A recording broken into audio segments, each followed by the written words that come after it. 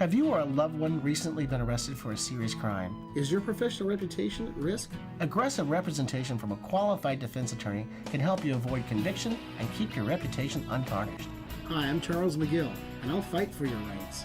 With extensive experience in successfully defending against a wide range of criminal offenses and high-profile cases, you can rest assured that you'll get the fair trial you deserve from McGill, Guzman, McGill. Call us at 559-255-3425 or visit us online at toplawyersfresno.com.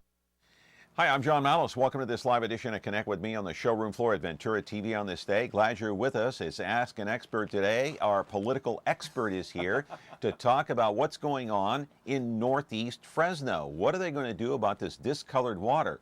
Boy, I'll bet Henry Perea and Lee Brand, maybe the mayor, the current one, Ashley Swearingen, would wish this away. They want this to go away. But you know what? It's not going away. It's here to stay. So are we. 436 MeTV option 11. Charles Chuck McGill, the sponsor today. Back in a moment. Tonight I want to discuss the importance of the television medium to the American people.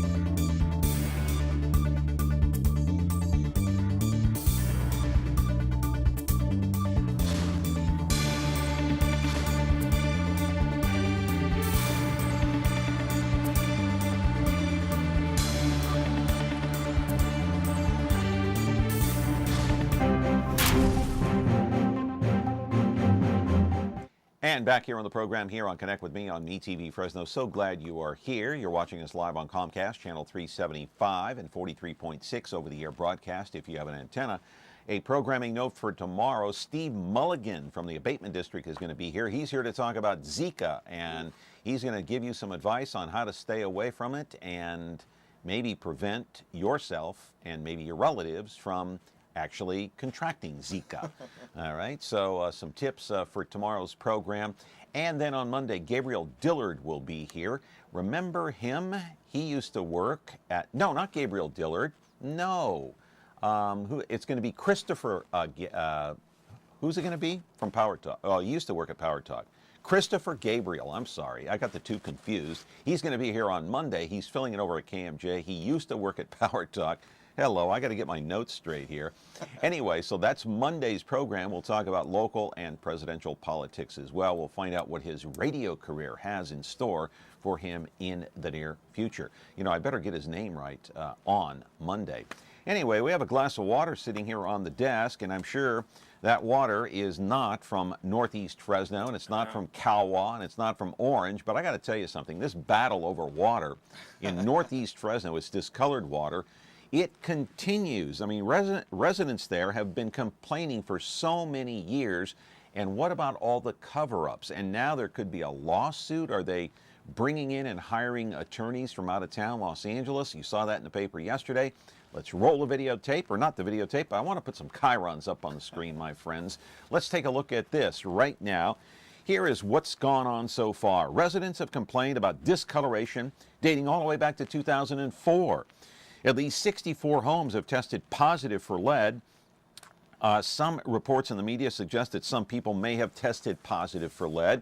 There is rust and corrosion in the galvanized pipes and or lead contaminating fixtures up to 1,000 homes in the area. And late last week, city officials talked about a former Fresno water plant operator who used a private email server and a cell phone to hide up to 150 to 200 complaints a year coming in from residents. Why would he do that? Let's change it to the photo. You want to see some of the corrosion?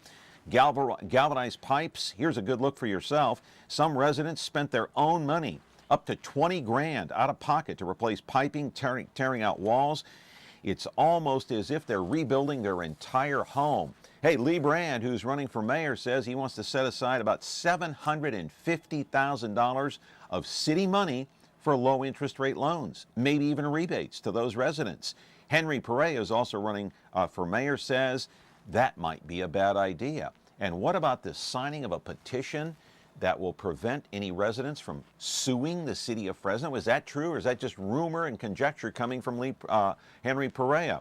We'll talk about that. Live in our studio is Blong Xiong, a former Fresno city councilman who is now a political commentator, and he certainly has his own opinion about what's going on out there.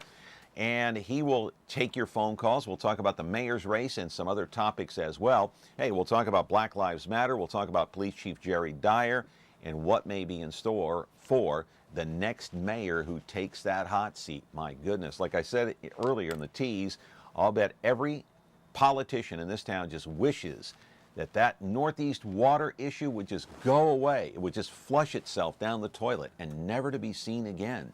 436 MeTV option 11. Guess who the sponsor is today? Hey, it's that guy Charles Chuck McGill. Back in a moment.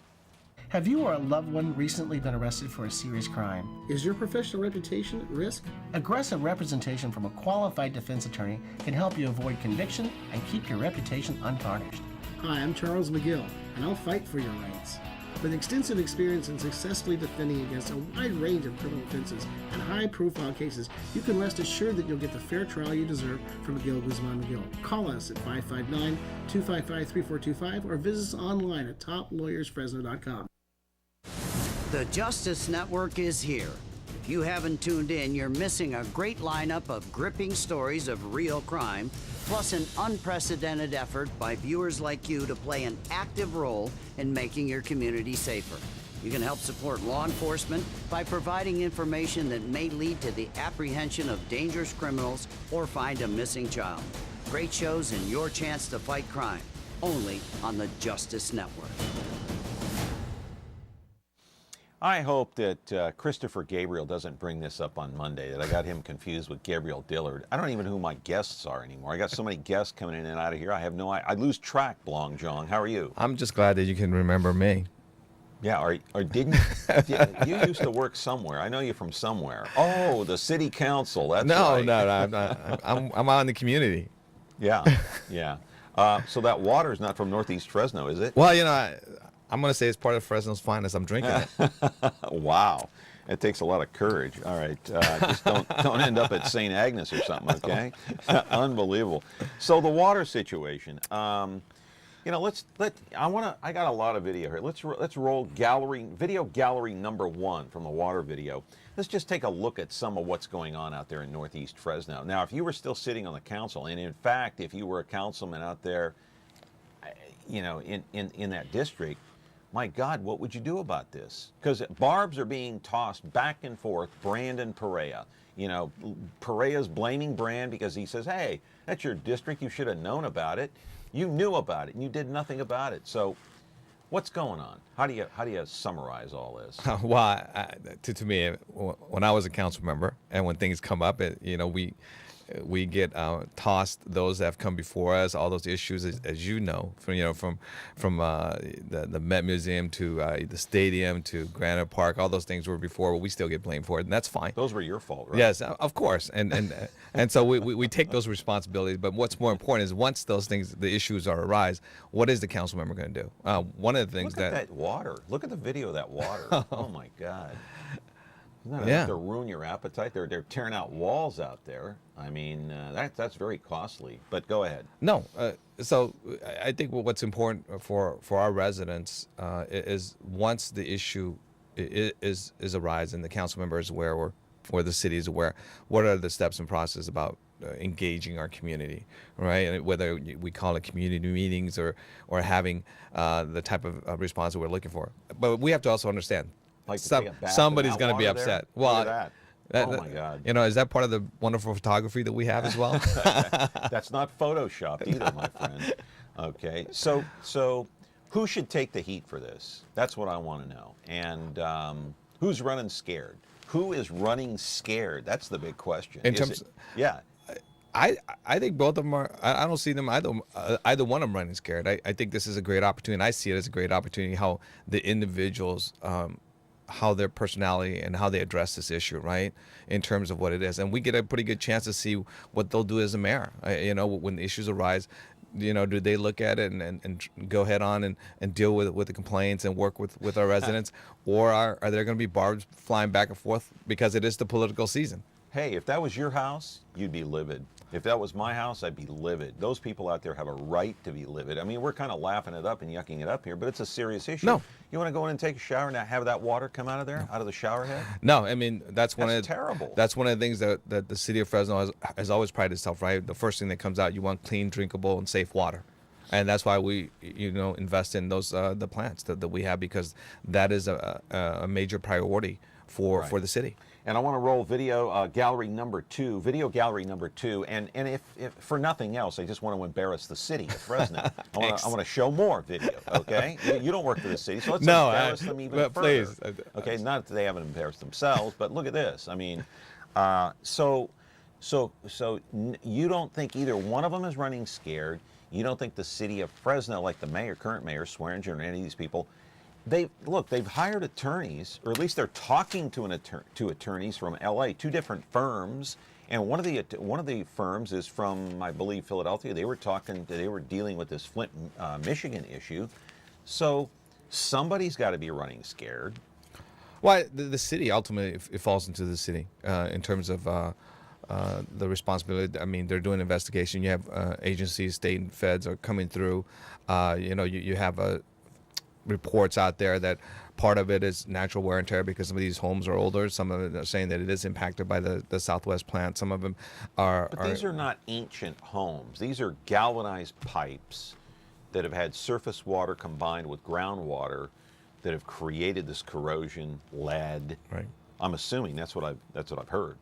That's what I've been told. But well, there are some lead, but even talking to the experts, I think they even said that there is no way to guarantee no lead, right? There's going to be some lead, and as long as it's at a safe level. The expert has said you can't eliminate it. It's part of what it is, and so until somebody tells me that it's an above a standard that the feds have put the guidelines in there saying that's above that, then that's what we're going to have to go with. Yeah. So Brand is saying, look, Perea is telling Brand, you knew about it. I want to know when you knew it and what you knew. Right. It's a legitimate question, right? I mean, we said the date goes back to 2004. That's for the initial. Remember, I came in 2007, and from the issues that, if I can recall, did any of that ever come up? No, I mean, obviously, it's tough to remember 10 years, right? But I don't remember having a huge debate on this. And understand. But you knew about it? I can't recall. It's 10 years ago. I mean, but I don't remember if we had a huge debate, because usually when you hear things that riled up, and the debate that we've heard a lot when I first came in was the Met Museum, right? That was a huge debate, and so that became a cornerstone of my first year, the Met Museum, the Grand Park. Financial too. I mean, the financial crisis. Right, and so those were the huge item. And so this one, if it was, maybe it became more of a report. And so you look at that, and so I think what transpired then, I think that the bulk of the information then came in 2016, where it really reached a peak in terms of discussion.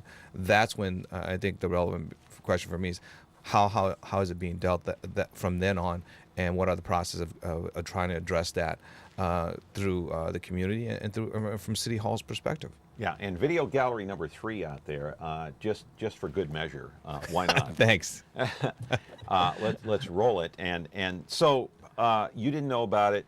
I do have a document here as we're looking at more of these reconstructive walls are being, the reconstruction continues. Some of these walls are being torn out. There's a document that Doug Vagum gave me. I mean, I'll let you look through it at some point here, but it says that, and this was taken off the Fresno County website, dates back to 1998, talking about potential water problems out there in Northeast Fresno. So you can kind of see this. But hang on a second, take a call here. Go ahead, caller. You're on the air. Yes, I got 2 comments. This issue started in 2002. The ex-city manager retired in that area. Do you think he might know something about it? That's why he took off and ran and hide out. And the other question, too, is this individual, your guest there, he said he knew about it, and the new manager, Bruce Rudd, should know about it, and the mayor. Now, my issue is, if they hit it, they should be subpoenaed and put under oath, and those people that are involved in the lawsuit to sue all the city council members, the city mayor, and the city manager, not to the city, and give them a lawsuit, private lawsuit against them, just so they can pay that off. Because if they knew about it, they're responsible, and they should pay out of their own pocket too, part of that lawsuit. Now, what do you think about that, Mr. Mellis? What do I think about that? Well, I think if there's a lawsuit, there's going to be a lawsuit against the city. You file against the city of Fresno, not individually. But Blong here has clearly stated that when he took office in 2007, he didn't know about it. The big discussion back then was what was the city of Fresno in financially good, sound, solvent state, and apparently it wasn't. No. We almost went bankrupt according to our current mayor, and you saw what happened with the police department. A lot of cutbacks, a lot of people being laid off the city. So that was the big issue back then. And then you had this big fight with the garbage. Right. You had the big fight with the water rates. Mm-hmm. So this issue wasn't even brought up. No. But somebody knew about it. No, look. Somebody look at the private email server issue. John, Somebody from the city was hiding these complaints, 200 complaints a year. So doggone it, somebody knew about it. Well, that's why the investigation once it's done, and I take this as to, remember when I came into office, there were neighborhoods that was built around, right? The street was left alone, and council members or city have come in and say, hey, we'll connect you to the pipes. Don't worry about it. At some point, 10, 15 years says it's Blong Xiong fault. I'm like, wait a second, I just got here the other day. But let's see how we're going to do this, because the city can put the pipe in too, but to connect it, it's another $25, maybe $10,000, right? Right. And You're these, talking about those city pipes that are galvanized. Right. Mm-hmm. Galvanized Well, ones, that's what happens. And so when you don't know, and I parlay this to this experience, is so once you find out, and for me, once I found out that the neighborhood was left 20 years ago, and everything was already built except for this one street or two street, and you have to bring them up to current standards. Well, obviously the city can't pick up all the bill, right? So what does that mean in terms of the residents? How do you then work with the residents? Okay, we can connect you. We need to connect you because it's going to impact our service to you. So what type of programs, whether it's rebate, whether it's getting grants and those things, that's how we have to address it, because some of the money that we have is already into the pipe, into this infrastructure, into the system, but connecting to it, that's difficult. And part of they've stopped installing these galvanized pipes, from what I understand. And then that's part of the things that you're going to have to look at. We have neighborhoods, and depending, as you say, whether they're even in Northeast, they have some older neighborhoods too, right? And so you're going to have to say, not okay, that old. not as Not old, like Old Fig Garden. not as old as some of the district and some of the neighborhoods in my district. Yeah. Right. And so we have to address that. But I just want to clarify too. Just because you're a city councilman doesn't mean you know everything that's going on, because there are a lot of things probably going inside City Hall with government employees that are keeping things out of your reach. No, and one of the things that we've always asked our residents when they report in, that we also get reported as well. And that gives us a chance to track it. And sometimes we've talked to residents where they said we reported to City Hall and says we weren't made aware until we follow and track, until we say, okay, so it was done. And so you're right. There's also a communication issue, especially where you want to make sure that district-wide you're aware of what's going on. Yeah. Hey, we got to take a break here. Connect with me on MeTV Fresno, 436 MeTV option 11. Charles Chuck McGill is our sponsor today here on the program, and we're going to come right back after this word from one of your favorite attorneys in town. Want to create something extraordinary?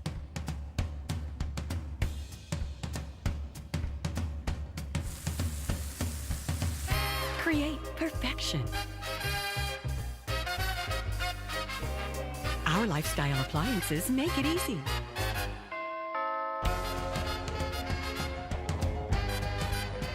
KitchenAid, Ventura TV appliance, and you, when only the best will do. Have you or a loved one recently been arrested for a serious crime? Is your professional reputation at risk? Aggressive representation from a qualified defense attorney can help you avoid conviction and keep your reputation untarnished. Hi, I'm Charles McGill, and I'll fight for your rights. With extensive experience in successfully defending against a wide range of criminal offenses and high-profile cases, you can rest assured that you'll get the fair trial you deserve from McGill, Guzman McGill. Call us at 559-255-3425 or visit us online at toplawyersfresno.com. All right, we're back here on the program, 436-ME-TV, option 11, and an email question here for our guy, Blong Xiong. Can this issue come back to haunt ex-Public Works Director Patrick Weimiller? I think that's going to be based upon the investigation, and at worst or at least, if it falls under that watch, then our guy's going to have to come back and make some comments or positions in terms of when all those things occurred. It sounds to me like, in the paper yesterday, they talked about some of these residents talking to these attorneys out of town. It sounds to me like if something is filed, I don't know if something is going to be filed, but we're just speculating here, that it could be twofold. One could be a lawsuit against the city and a lawsuit against the builders. The city for sure. I mean, the city will automatically be naming the lawsuit. Well, city will take the brunt, though, probably. From what I've been in City Hall, whether we are the primary person at fault or not, the city will be named. The issue will be dealt with later as to what level. But because the city is the largest entity and perceived to be the one that's, if you're gonna get some type of settlement with the city, then they'll look at all the other people that, whether it's the developer or whoever's engaged or taking part of it. Are you saying developers don't have a lot of money? Oh no, I'm just saying that the city's an easier target. I'm kidding you. They have a lot of money. Well, I personally, they have a lot of money. Yes, I would definitely agree with you on that. On certain developers. If you were, we got another phone call here. Okay, let's take this. You're on with Blong Xiong. Go ahead, caller. Yes, I just never will understand why the government, even our city officials, do these projects like the bullet train when they know our infrastructure of our cities are old and needed to have them taken care of. I think it's just a waste of our taxpayers' money. Thank you. All right, do you want to comment? Well, I just think we have to be aware that different pots of money comes differently. That, even with the bullet train or high-speed rail, those are a different pot of money that comes that's addressed to the specific project, where our infrastructure money, comes from different, maybe from the state, from the Measure C, even from some of the local stuff. And so those are important. Besides public safety, we have one of the largest in terms of streets for a city of our size. And the column is accurate, is that, we are having failing infrastructure. But in terms of the large picture, it's a statewide issue. I mean, you look at from the dams, you look at the freeways, you look at things that we built. So it is going to be indicative and important for our elected officials to try to address those issues. I just want to look at one more photo of that galvanized pipe, that close-up of the corrosion in there. You just have to wonder when you look at this how widespread it is. Because you're talking about, I think they sent letters to like 40,000 homes out there in Northeast Fresno. And like I said in my monologue, that there were many people that in the area, about 1,000 homes that had contaminated water like lead. They had the rust, they had the corrosion. And so some of these residents have spent up to $20,000 to try to fix their homes. They're tearing walls out, they're tearing pipes out. That all cost a lot of money. It's like rebuilding a house. So you have to wonder how widespread this is going to be, and what should the city do to further investigate. They're going to have to spend some money to further investigate whether or not other parts of the city are going to be affected by this. Well, that's a large picture discussion right there they're talking about, right? But in terms of addressing this particular issue at this point, do they have to focus on this one first? Right. They're going to have to at least and the step So you're that at you've the seen. source and all that? Look at the step that they're taking right now, Okay. right? Especially with the media coverage and the political situation and the way it is, that they're bringing different agencies to come to bear to do the investigation to see where the impact, and then the mailing of the 45,000 and 22,000 responds, and about 1,100 are impacted. So you're looking about 5%. And then when you talk about the lead issue, it comes down to even lower, about 1.5%. But those doesn't matter if you're the house that's impacted, right? But I think right. for the residents, it says, okay, what is our process?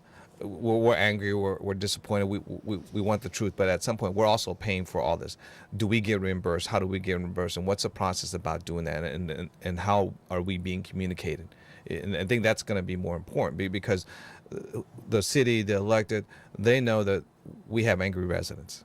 No matter what's going to be done to a certain point, somebody's going to be angry anyway. But let's try to make sure that this issue is addressed, find a way that's going to meet the majority of the issue, and then begin to say, okay, if this is a single issue, then we address it. And if it's a larger issue, how do we make sure that our other plants, right, that's being built, the new one that's supposed to be addressed. Southeast Fresno is right. building that plant out there. And that's a $500 million investment that's probably, by the time it's done, going to be close to $1 billion, right? They're going to take in surface water Right. that may mix in with the groundwater. Right. So how are they going to fix that? They build homes and businesses out Right. there. How are they going to assure and guarantee that the same thing won't happen? Well, they won't put in galvanized pipes. Let's put it that way. But this should raise a red flag, right? Oh, hey, we have this. Let's double check that we do what we're supposed to be doing, and make sure that this new plant that's being moving forward, which hasn't officially gone to several steps, let's take a step back and look at it. Caller, go ahead. You're on the air. Mr. Xiong, I've always respected you as a stand-up guy, and He said, people knew that were told by the politicians and the city manager to get this pushed through. Otherwise, we will never get that chance at that water again, the surface water from the river. Now they're doing it again over on the southeast side. Yeah, we were just And now talking they're going about to have that same problem occur all over again. They have not learned their lesson. Yeah, we're just talking about that. So caller, stay there just a moment. I just want to run a couple of things by you. Number one, that plant is going to be, it's surface water is going to go through it, and it's going to be treated, and then it's going to be mixed with groundwater, and then it's going to be delivered to whatever businesses and homes that they decide to build out there. So number one, caller, are they going to put in galvanized pipes? Or are they going to put in the plastic pipes? And second to that, are they going to properly know the proper way to treat that water so that it doesn't come out discolored, so you don't have corrosion, so you don't have, I guess if you don't have galvanized pipes, maybe you can't have corrosion. I'm not sure. I'm not a biologist. But the fact of the matter is, we can't have contaminated water being delivered to our homes in southeast Fresno or anywhere, especially when that new plant comes on. Go ahead. May I comment? Yeah, go ahead. First of all, the water mains I do not believe are galvanized. They're ductile iron. And second of all, the galvanized piping is inside of private homes. And that part of town, just like Blong's area, tons of older homes have the galvanized pipes inside. And it's just going to tear them all apart, just like you're seeing now. So you're saying, but not necessarily the water main in the street. Unless they figure out a way to treat that water that's being mixed, groundwater and surface water, they're going to have a problem, in your opinion? It's going to be terribly expensive and certainly not worth it. And the people that were in charge were advised that it would be a problem. And they said, grab the water now or else we'll never get it. And they're doing it still. Let Blong comment on that. I appreciate the call very much. Thank you. No, and thank you very much, sir. I appreciate your comment and continued support even when I'm out of your office. So thank you so much about that. And I want to just echo what he said. I mean, this particular issue, when addressed specifically about this Northwest, should at least raise a flag in terms of the questions that need to be asked by the electeds now, whether it's from the mayor's office, administration, public works, who it is.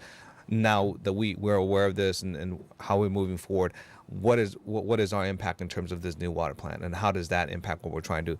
And if the comment is accurate in terms of what he says, that it's going to be hard pressed because some of the older homes have galvanized steel. Are we going to take them out? Who's going to pay to take all those pipes out of there? That's the question. I mean, then how does that work, right? I mean, in terms of no matter how well we treat it or whatever we do, it's going to come into those older homes. And maybe no matter how well you treat that water, it's still going to come out with lead because of the galvanized. Because before it gets into the home, it's going to hit the galvanized I was trying pipe. to get a hold of a biologist here that has actually called into the show, but I can't reach him because I got to get him on the show and talk about it, because you and I are not experts on this. No, we can talk about city policy and what the city should do. But doggone it, Blong, somebody from the city should be held accountable for this. Well, and I don't, let me tell you something. The current mayor has been absent when it comes to this issue. She's been absent when it comes to Black Lives Matter. She's been absent when it comes to the police shootings like Dylan Noble. Where has she been? There she is right there, but where is she out in the community? I mean, we can put her picture up and leave it up there for the whole half hour, but that doesn't mean she's out there doing anything. She's a lame duck mayor doing nothing, addressing zero issues. Well, I just want to thank you very much for inviting me here, and I enjoyed my time here with you. Does that mean you're never coming back? No, I'm coming back. I think that's just a question that you have for the mayor, not for me. No, but but you're here to see. You're the expert. I'm not. I'm not an expert in anything. So offer up an opinion on the commentary that I just gave on the matter. I'd be careful about being an expert. Those are political questions. I mean, whatever the position. But isn't that what she was elected for, to come out and be at the forefront of some of these issues? For God's sake, she's been nowhere on all three issues. Well, some. And I'll just say this in general. Some electeds. That means yes, you agree with. No. Some electeds, depending on issues, choose to be in the forefront, and some, for me, the majority of the time I choose to kind of talk to the folks and work from there and not get too much of the limelight, but we'll try to deal with the issue and ask the questions and take those positions until we're needed to take a public position. She wanted the job. She ran for office. She got the job. Part of the responsibility of that job is to come out and address some of these issues. Yes. Boy, she was out there touting Measure G, but why isn't she out there explaining what happened with Dylan Noble, explaining what happened with Jerry Dyer and some of the police department, members of the police department, explain what's happening with Black Lives Matter, with all the marches that we've had and maybe more, the water issue. She wanted the job. No, those, and I'm saying those are legitimate questions that the public asks. But I can't be privy. You can't comment. Well, I can't privy in terms of political positions, in terms of each of the elected wants to take, right? Well, the mayor. I don't, because she won't come on this program. I know the mayor. So, we have a working relationship. But I wouldn't say that I have been invited to the home or anything. What's your take on why she isn't coming out? I mean, is it her personality? Is it her political stubbornness that's holding her back? I don't know if it's political stubbornness. I think you look at a combination of issues and where people are in terms of. Maybe she's incapable of dealing with some of these issues. I don't know. What is it? Well, there are certain issues I'm trying to search for answers. I'm scratching my head. There are certain issues that's not gonna be addressed in a single day or a single issue. I mean, we look at the Black Lives issue, and that's really a larger part. A race issue, right? And we've had a race issue when this country started. It's really coming to the forefront. And now, well, we got more attention, obviously, because more attention to it. But those are things that we're going to continue to work on and address, and how electeds choose to address the race issue, social issue, is based upon their individuality. Yeah. Hey, and I'm not sure that Lee Brand or Henry Perea are really well adjusted enough to handle some of these issues as well. And maybe not the current mayor either. I don't know. I know I'm not. Are you? Are you ready to handle some of this stuff? I'm not. No, we're handling it our own way. Yeah, I'm handling. We're doing the show here. That's how we're handling it. Thanks. Right? We're getting it all out. There you go. All out on the table. 436-MeTV option 11. And by the way, where's our buddy Mark Standriff on these issues? Where's the mayor, Mark? Mark, I know you're watching. Charles Chuck McGill is our sponsor on the program today. Back in a moment. Have you or a loved one recently been arrested for a serious crime? Is your professional reputation at risk? Aggressive representation from a qualified defense attorney can help you avoid conviction and keep your reputation untarnished. Hi, I'm Charles McGill, and I'll fight for your rights.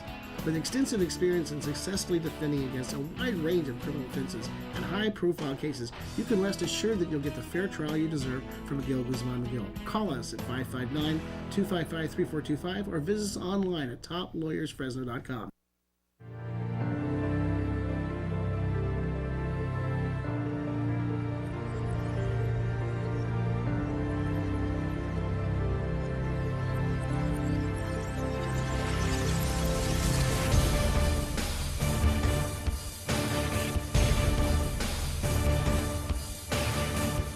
Untamed Sports is now on KBHF 4.3.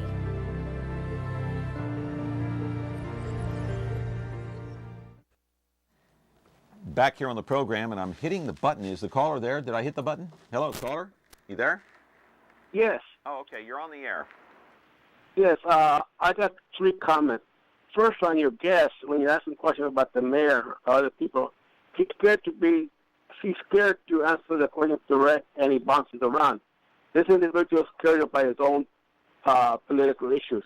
On the mayor, all she cares is the stepping stone to go up higher. She doesn't care about Fresno because when she ran for the office and she lost, she didn't care how much money it's going to cost to replace it. Another comment I have, you should ask Charles McGill a question. Like O.J. Simpson, when he got found innocent on the murder, the family came and gave a lawsuit and got him for millions of dollars.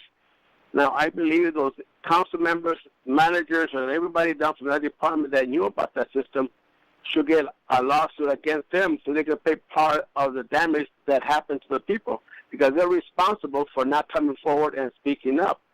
Now, what do you think, Mr. Malice? What do I think, or what does Blong think? Both of you individuals.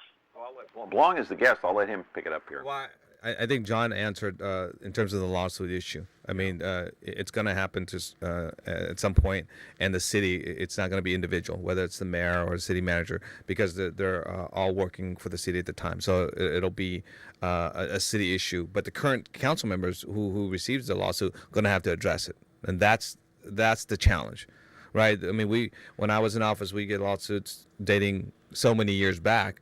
But the council members then are gone, city managers gone, key staffs are gone, and we as the council member are sitting at that time having to address an issue that we're not really brief on until now. All right, let's move on. I want to talk quickly about the mayor's race. Lee Brand, let's put him up first.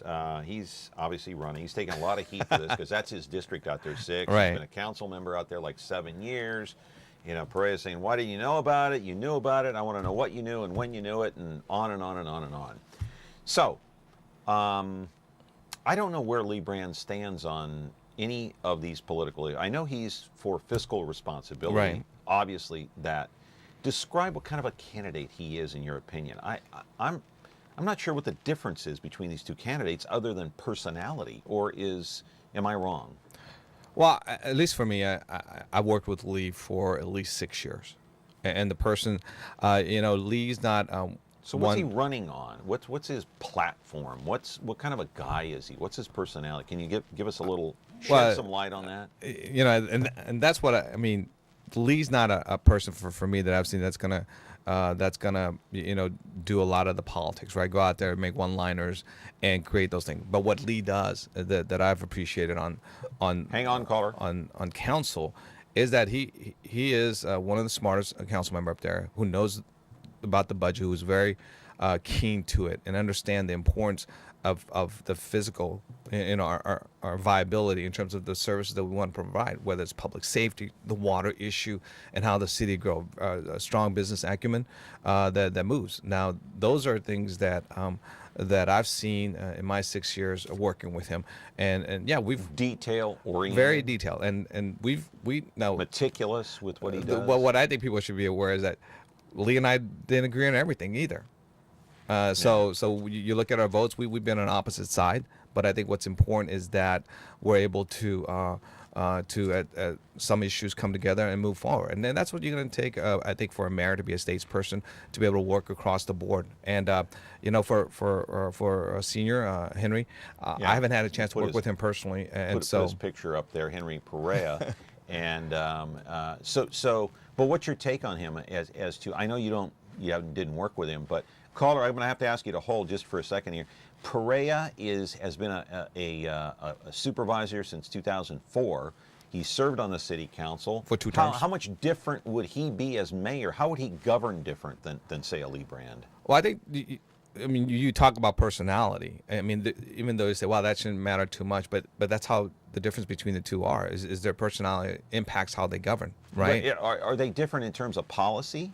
Yeah, they are. I mean, you look at Lee in terms of the policy that he's pushed and some things that he's brought forth. Such as? Well, some of the physical policy when he first came in, right? Okay.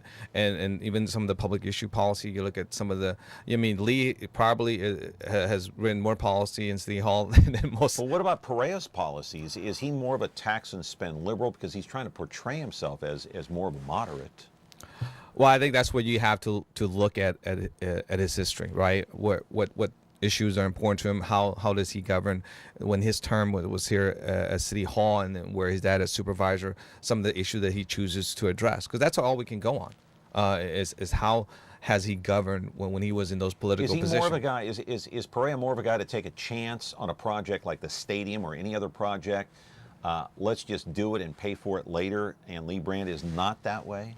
I think if you had to compare, I think Lee would be more cautious. Not to say that at the end of the day that they don't make the same decision. I think that, Lee, having that background, will probably ask more questions and be a little bit more detailed in terms of what we're looking at. More cautious Right. about making a decision Right. before leaping forward Right. and paying all that money. Right. But Perea said, let's just take a chance.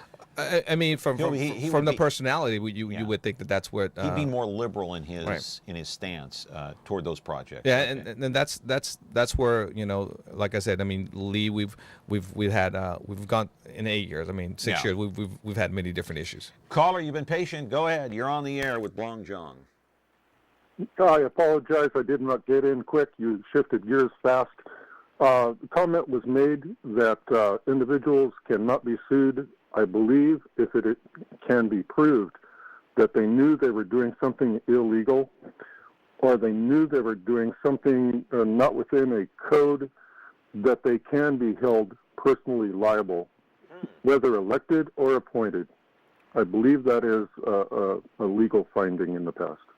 Okay. That was it. I'm not an attorney. I don't know. That's why we have our city attorney.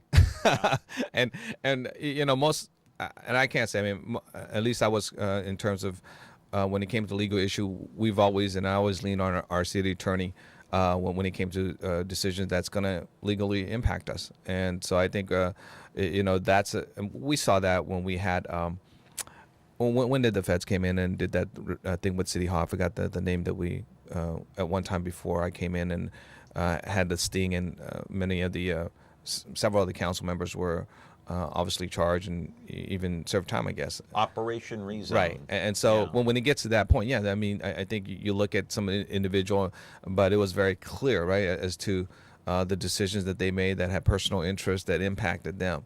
But when it comes to policy issue, that I think whether they made the right policy or not, then I think those are obviously protected in terms of the city governance. And so that's a city attorney issue, but that's what we have to make sure. Yeah. We're going to get into some other issues here on Connect with Me. For example, Police Chief Jerry Dyer, the police shootings, Black Lives Matter, 436, MeTV Option 11. We do have an open line. So just to clarify how this works, if you call in, you get the recording, you'll hear a recording when you call our main line here, 436 MeTV Option 11. When you get the recording, just hit Option 11 and you'll get in. Piece of cake. Take a quick call before we go to break. Caller, you're on the air with Blong Xiong. Go ahead. You get the Wong. I want to really know something about what's going on. Okay, the water issues and the full mall, everything. But at the same time, the mayor has a responsibility to oversee the police department, keep up with them, and the fire department, whatever department it is. Now, the only time that she comes out and leaves is when there's a ground breaking for buildings or community service that is to their benefit, okay? So that's the only time you see them out there. And other than that, you won't even see them until an election. Well, in her case, this is it for her, so she can care less. Yeah, but with me, it's the same thing that's going to happen with what happened. This is my own personal feeling. Is that the things that are happening now, it's not going to get any better. I think the people are kind of upset. And he's not noticeable where you can say, well, sure, he worked with, the mayor or whatever, but nothing has been done. It's like saying a president or whoever, I'm not here to criticize, but until she gets, and in the last 3-4 years, she's never been to going around the community and saying how's it going and whatnot, or going, situations where she should know what's going on. Well, she does know what's going on. I think the caller's point is that we see her if, like at Bitwise. At Bitwise, expands. She's out there cutting a ribbon. She's out there at the forefront of a new business that opens up. But she's not at the forefront when controversy and trouble arises. Right. That's bothersome. No, the caller, I think made a pretty astute comment in terms of when I say politicians in general, all of us get grouped to a certain point to that, right? We want to show when we have the limelight, when TV comes, and we want to recognize the business and so forth. But when there's whether it's a social issue, budget issue, it's harder. Is she being cautious because there might be lawsuits coming? Again, that's a legal question. I mean, that could that maybe could. She's been told to zip it. And we've been told that many times. Don't say a word. Because we've been asked by our city attorney when it's a controversial issue. Hey, no comment. Talk to the city attorney. Or this is where Perea and Brand are not zipping it. Well, they have a different issue on hand, right? They're talking up a storm, baby. They have a different issue in terms of what they want to accomplish. Right, we got to go to break. 436 MeTV option 11. Charles Chuck McGill is our sponsor today on the program. Back in just a moment. The following is another list of things you will not hear on MeTV programs. Man cave, baby bump, whatevs, double half-calf mochaccino, faux hog, redonkulous, totes adorbs, hella, holla, YOLO, cray-cray, and MeTV is still Kardashian-free. This is what you will hear on MeTV programs. Welcome, Denham. The Twilight Zone. About bulls. I object, Your Honor. Mr. Grant. I hear you right. You heard me right. MeTV. Thanks for listening. Have you or a loved one recently been arrested for a serious crime? Is your professional reputation at risk? Aggressive representation from a qualified defense attorney can help you avoid conviction and keep your reputation untarnished. Hi, I'm Charles McGill, and I'll fight for your rights. With extensive experience in successfully defending against a wide range of criminal offenses and high-profile cases, you can rest assured that you'll get the fair trial you deserve from McGill, Guzman McGill. Call us at 559-255-3425 or visit us online at toplawyersfresno.com. I got to tell you, you got to wake up early in the morning and get ahead of this guy. I mean, he just brought up a good point. Even if you sue the city, who's going to end up paying the bill? It's going to be us, the taxpayers, because we obviously fund the city. Right. Without us, they don't exist. Without our tax money, that's they don't correct. Exist.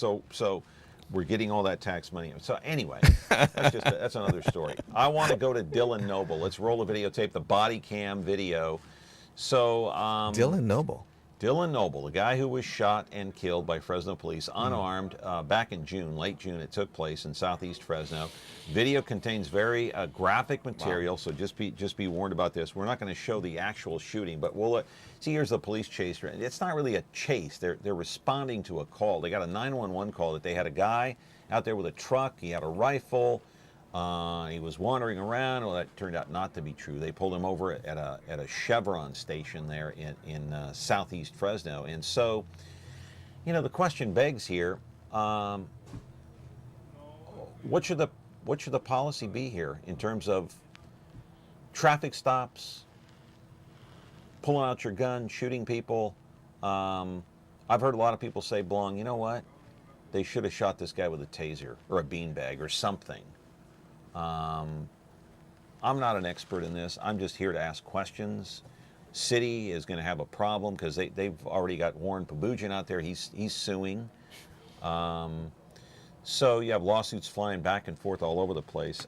And you know, you have the African American community, which only makes up about 8% of the population here in Fresno. They're upset, even though Dylan Noble was not black. You had the Black Lives Matter, obviously protests. So what's your take on everything that's going on? Again, the mayor not at the forefront of some of these issues, but that's not the question. The question is, if you were mayor, if you're on the council, wouldn't you demand answers from the police department? Are they running their ship according to department policy? And if so, should that department policy be changed? Are they too aggressive? Well, I remember when there's certain issues in terms of police practices that came up when I was on council. Such as? Let's just say that we want to be better educated. Complaints of being too aggressive? We've heard those, right? And so some of those things that we want to be educated on, and you know, the police, the chief is always on our dial, and we can have those private conversations. But there are times. Were the complaints that the police were too aggressive? No, those were the complaints. There were some broader residents? issues, not necessarily that. I'll just say the broader issue complaints, right? But what I want to address is that the council members, there's processes where they can talk to the chief, and it comes to the seriousness of this issue, and not to say that it hasn't been, I wouldn't say addressed, but hasn't been talked to or explained further as to what it is. But at some point, you're right. I mean, we want to see as our residents to say, you know, in those public during those public meetings, right, and having the chief there to answer publicly to us and to the community what is being addressed, and because, you know, those are videotaped, those are live cameras, and how are we as a city moving forward? Well, as you see here, you know, the officers had pulled out their weapons before they even got out of the car. While they were driving, they had their weapons pulled. Now they're asking him to come out of the car. He failed to comply with some 30 commands, so he gets out of the vehicle. He's walking back and forth. He's not armed, but the officers don't know he's armed. So on the one side, I'm hearing, hey, this guy was not armed. He was mentally disturbed, maybe he was depressed and this and that. So why'd you have to shoot an unarmed guy? But on the flip side, Jackie Parks was here not long ago defending these officers' actions, saying, look, I've been out there, and you don't know if this guy's is carrying a gun, some kind of a weapon that could harm the officers, and the officers want to go home to their families too. And they are trained to shoot and kill. So is there some kind of common ground here that we can reach someplace in the middle? Better get out of this before something happens. There you go. Can we reach a middle ground where everybody is satisfied, that let the police do their job, yet, hey, let's not be overly aggressive and violate any civil rights to any of our citizens? That is such a. Where's the middle ground? That's I think that's the $1 million question. What is that middle ground? Because we want, as residents, gotta have policing, right? We want public safety, right? Whatever that is, we right? have to have, because that's our core. That's our core service. That's why we exist. That's our core service as a city. But the other core service is that we represent the community, right? Yeah. And whether northeast, southwest, whatever, we represent all the community, and those are our residents as well. So that is a question that the department continues to do and train. And that's a question that we work with when our chief was there, saying, hey, these are what we're hearing, what is being done, what are the new training. You've seen it across the nation, some of the challenges, right, from the issues in New York to the southern states and so forth. Caller, go ahead. You're on the air with Blong Xiong. You know, I wouldn't get out of the car either. You know, if they got their guns pointed at me. But I think they should update their cameras or further. I mean, that's recording what they're doing. They should have somebody monitoring what they're doing. You know, someone actually watching on the scene what's going on. You know, and advising the officers, hey, don't shoot. Put your guns down. The guy doesn't have anything. They should update. They just put the new camera on, but that's too late. You know, they already recorded it. That's fine, but it's too late. They should have somebody on the ear set that's telling them, hey, you know, we're watching what you're doing. Put your guns down. Get your billy club out. You know, I mean, the kid's only not even last year's of his teenager. You know, he's not even in his 20s yet. I mean, that's ridiculous. I mean, they should have somebody that has monitoring their actions as it's happening on time. Understood. Go ahead. No, I mean, we're second guessing, and I remember when we had to vote to get the cameras on our police, and as the double, as our chief said, look, Was it's going. the chief resisting at that time? No, he brought it forward, and we asked. He wanted the cameras. Yeah, because he didn't have the money. Right, it was a challenge, and this is one of the reasons why he said that the camera was important, because it provided another layer of observation, right? So when incidents happen, it's not just reported. Now we have it live to a certain level, and this is get a chance to kind of test out that theory. And we pilot it, and this is it. I mean, you get a chance to say, okay, is it doing what we're supposed to be doing? Is it providing the type of observation that we wanted to? Because those are the challenges that our public safety officers face all the time, right? And the work that they do is incredibly challenging. That they put their lives on and try to provide the public safety that we need, but also understanding the balance that they have. I mean, to know that the type of individuals that they have to deal with on a daily basis, it's a stressful job. That's why not everybody can do it. Yeah. What about Police Chief Jerry Dyer? Have some problems with him, do you, or not? Is he doing a good job or not? Should he be replaced or not? Well, we when we were on the council, that he wasn't our employee, so we only had 2 employees that we were evaluating. One is our city attorney, and really 2 is our city clerk. And so those are our 2 employees. When you're talking about direct employees, that's the mayor's responsibility. Now we provide our comments, we have our conversation, we whether they're compliments or issues. But at the end of the day, it's the mayor's decision as to should he be replaced, do you think, in your opinion, or is he doing a good job? It's a tough call. I think it's a. I think he's been serving the city well for a long time. Gets in, or whether it's a no-win situation. Brand, I don't see either one of them getting rid of Dyer. I think he's going to serve out his whatever remaining years are left. I think it's like 1 or 2 years. Is it 1 or 2 years? Is that what it is? I think it's 1 year, maybe 2019. 2019, either 2018 or 2019. I can't remember, but I can't see either Perea or Brand getting rid of him. Can you? Well, I haven't heard anything on the speech, political speech. Have you heard? I haven't. And no, I'm just saying. And you got a year, 2 years. Brand likes him, and Perea served with him. He so they both have a relationship with. They both have a relationship with him. So I don't know. I'm not sure. Do we have a call here? Yeah, we do. Let's take it real quick. Okay, caller. This is going to have to be very quick, like 10 seconds. What's your question? Not a question, just a comment. I think there's a lack of field supervision. That unit should have waited for a sergeant and other units. There was no need to go in and be that aggressive. We need to get too much aggressiveness when there is, and add a little bit more supervision in the field. Okay. Thank you for that comment. Maybe they should call for backup in that Dylan Noble case, and then waited the situation out and see what he does. You know what? I mean, the training that they have, the work that they do, and I'm not saying it's right or wrong, but I'm sitting here and I don't second guess the work that they have to do. It's too critical now. Yeah. If we, if there's a committee, there's a community that comes back and have those discussions. I think we do. But when those guys are out there doing their work, I'll be the last to be critical, but they have to do in their judgment because that's what they're trained to do. And another issue that may come to the forefront next year after the election is over is the trial of Keith Foster. Yes. The former deputy police chief who got caught in this, I don't know what to call it, it's a federal sting. Sting. Yeah, it's a sting. So it involved drugs, I know that, and 3 defendants have already caught plea deals. In this case, you saw that in the paper the other day. So who knows where this is going to go? Foster didn't want a plea deal, so we got 30 seconds left. This is going to throw a monkey wrench into a lot of things too. So you got the Keith Foster thing next year. You got the water thing. You got the policing. We never got to the Black Lives Matters, but there are all these issues on the table. The new mayor is going to have to deal with. You're right. The new mayor is going to have to come and deal with. Not only do they have to deal with economics, but also the social issue, which is difficult to challenge. Aren't you glad you're not running? I'm out here criticizing, right? It's better to sit back and criticize. It's much easier. No, it is. All right. It is. Blong Xiong, thank you very much. Hey, we'll see you in about a month or so. No, thank you. You're gonna come back. Yeah, we're going to get a chance to see the political and get really, hopefully, into the details of what that looks like. Looking forward to it.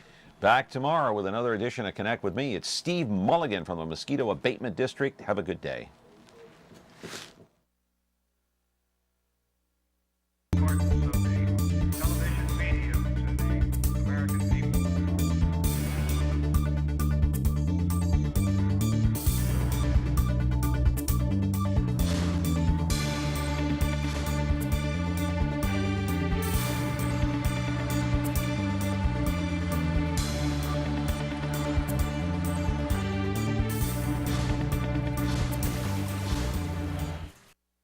Have you or a loved one recently been arrested for a serious crime? Is your professional reputation at risk? Aggressive representation from a qualified defense attorney can help you avoid conviction and keep your reputation untarnished.